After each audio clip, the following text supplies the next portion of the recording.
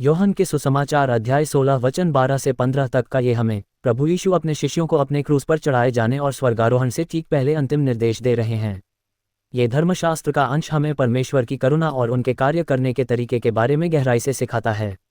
यीशु अपने शिष्यों से कहते हैं, मुझे तुमसे और भी बहुत सी बातें कहनी हैं, परंतु अभी तुम उन्हें सह नहीं सकते। ये वाक्य हमें परमेश्वर के प्रेम और मानवीय कमजोरियों के प्रति उनकी गहरी समझ को दर्शाता है। परमेश्वर हमारे जीवन में अपनी सच्चाई और अपनी योजनाओं को एक ही बार में नहीं थोपते।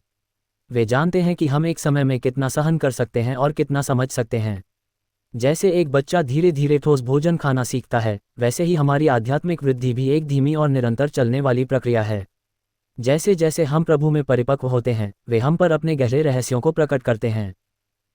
यीशु यहाँ सत्य के आत्मा यानी पवित्र आत्मा होली स्पिरिट के आने की अद्भुत प्रतिज्ञा करते हैं।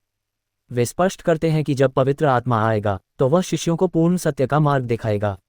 पवित्र आत्मा अपनी ओर से कोई नया संदेश लेकर नहीं आता, बल्कि वह उसी सत्य को गहराई से समझाता है जो यीशु ने सिखाया था। ये परिच्छेद पवित्र त्रिएक होली ट्रिनिटी पिता, पुत्र और पवित्र आत्मा के बीच के गहरे और अटूट संबंध को बहुत ही सुंदर ढंग से प्रस्तुत करता है।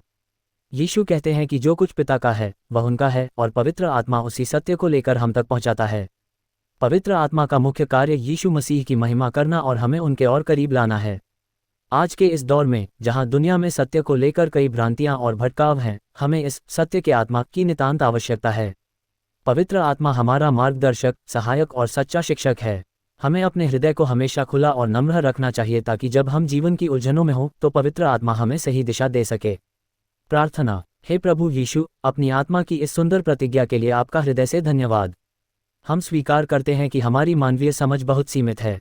हे पवित्र आत्मा, हमारे जीवन में आइए और हमें हर दिन सत्य का मार्ग दिखाए। हमें ऐसी बुद्धि और आत्मिक परिपक्वता दीजिए कि हम आपकी धीमी आवाज़ को पहचान सकें। हमारे हृदयों में पिता परमेश्वर का प्रेम भर दीजिए और हमें हर परिस्थिति में आपके नाम की महिमा करने वाला जीवन जीने का अनुग्रह दीजिए। आमीन।